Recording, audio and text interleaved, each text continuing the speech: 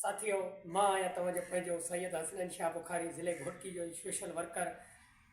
अॼु वीडियो ठाहिण जो सिर्फ़ु हिकिड़ो ई मक़सदु आहे। मां जो जेको आहे यूट्यूब चैनल आहे सैयद हसनैन शाह बुखारी जे नाले सां, ऐं मां नंढिड़ो हिकिड़ो वीडियो ठाहियो आहे।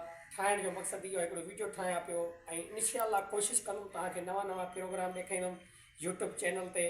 मुंहिंजो यूट्यूब चैनल खे सब्सक्राइब कयो, फॉलो कयो, सपोर्ट कयो तव्हां दोस्त। ऐं इंशाअल्लाह तव्हां जेको मुंहिंजो हाल हूंदो तव्हांखे नवां नवां माना मज़ाया प्रोग्राम ॾेखारींदुमि। सिंध जा नाले वारा पहलवान जीअं ग़ुलाम सिंह पठान थियो, जीअं फिदा हुसैन थियो, या काफ़ी सिंध जा नाले वारा पहलवान आहिनि, या कोई थाणे जो को मसइलो थिए थो उन हवाले सां का न्यूज़ ॾेखारणु तव्हांखे लाइव मां ॾेखारींदुमि। ऐं ॾिसण न विसारींदा पंहिंजे सैयद हसनैन शाह बुखारी जे वधि खां वधि सपोर्ट कंदा तव्हां दोस्त। तव्हांजी वॾी महिरबानी। मां तव्हांजो पंहिंजो सैयद हसनैन शाह बुखारी नंढो हिकिड़ो व्लॉग ठाहे, मां जो हिकिड़ो व्लॉग ठाहियूं, व्लॉग माना हिकिड़ो वीडियो तयारु कयूं जेको दोस्तनि खे हर ख़बर तव्हांखे नज़र कंदासीं ऐं हर ख़बर तव्हांखे नवी नवी त मिलंदी हसनैन शाह जे यूट्यूब चैनल तां।